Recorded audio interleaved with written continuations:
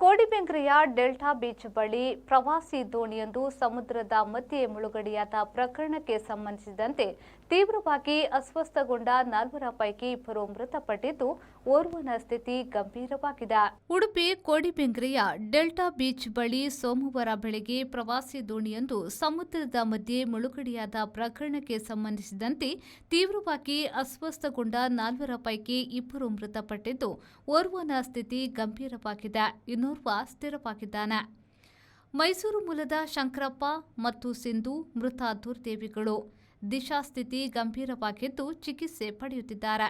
ಧರ್ಮರಾಜ್ ಎಂಬುವರು ಚಿಕಿತ್ಸೆಗೆ ಸ್ಪಂದಿಸಿದ್ದು ಆರೋಗ್ಯ ಸ್ಥಿತಿ ಸ್ಥಿರವಾಗಿದೆ ಎಂದು ತಿಳಿದುಬಂದಿದೆ.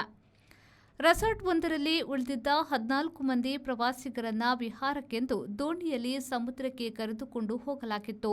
ಇವರ ಪೈಕಿ ಕೆಲವರು ಲೈಫ್ ಜಾಕೆಟ್ ಧರಿಸಿರಲಿಲ್ಲ.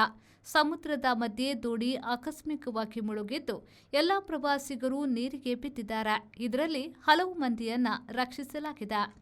ಆದರೆ 4 ತೀವ್ರವಾಗಿ ಅಸ್ವಸ್ಥಗೊಂಡಿದ್ದು 2 ಚಿಕಿತ್ಸೆ ಫಲಿಸದೆ ಮೃತಪಟ್ಟಿದ್ದಾರೆ.